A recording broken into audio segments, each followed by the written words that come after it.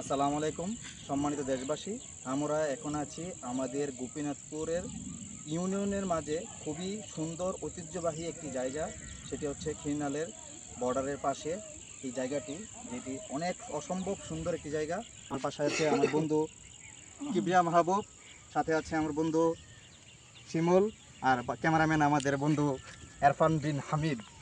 আপনারা চাইলেই এখানে ঘুরে যেতে পারেন। এই যে ভিউটা আপনারা দেখলে বুঝতে পারবেন কত সুন্দর।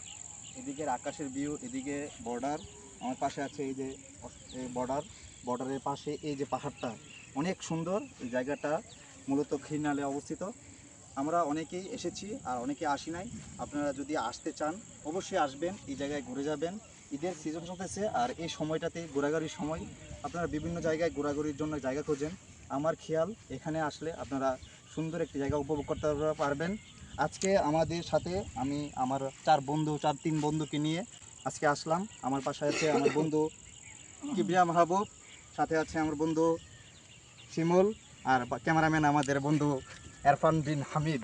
তো আমি প্রথমে আমার বন্ধু কিবরিয়াকে জানতে চাচ্ছি যে এই যে জায়গাটি, আসলে এই জায়গাটি কেমন, এই বিষয়ে কিবরিয়া কিছু বলো।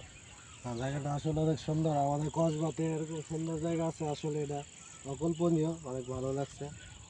থ্যাংক ইউ মুন্নাকে এমন একটা জায়গাতে আমাদেরকে নিয়ে আসার জন্য। এবার কিছু বলার জন্য বন্ধু শিমুলকে আবার অনুরোধ করছি। এখানের প্রাকৃতিক পরিবেশটা অনেক সুন্দর, পাশাপাশি হচ্ছে ওয়েদার টোটাল মিলে খুবই সুন্দর জায়গাটা।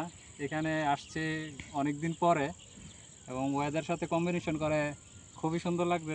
জায়গাটা খুবই সুন্দর। আমার বন্ধু এরফান বিন হামিদকে এত সুন্দর একটা প্রকৃতির বিষয় নিয়ে কিছু বলার জন্য অনুরোধ করছি।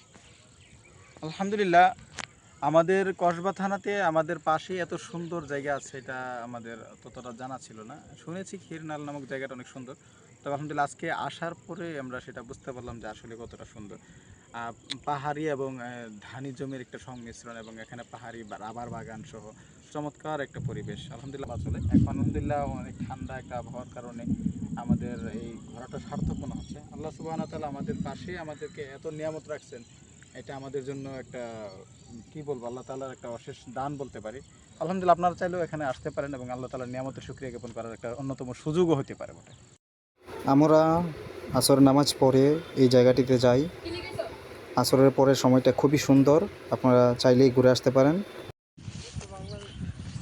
যাইতেছি গা বাংলাদেশ সাইডা ইন্ডিয়ার বর্ডার হয়ে পড়ছি পোলাফাইন লইয়া ইন্ডিয়া ঢুকতেছি। টাকাটা দেখতেছেন, গোপন বৈঠক আছে আমাদের সাথে নরেন্দ্র মোদীর লগে আমরা গোপন বৈঠক আছে।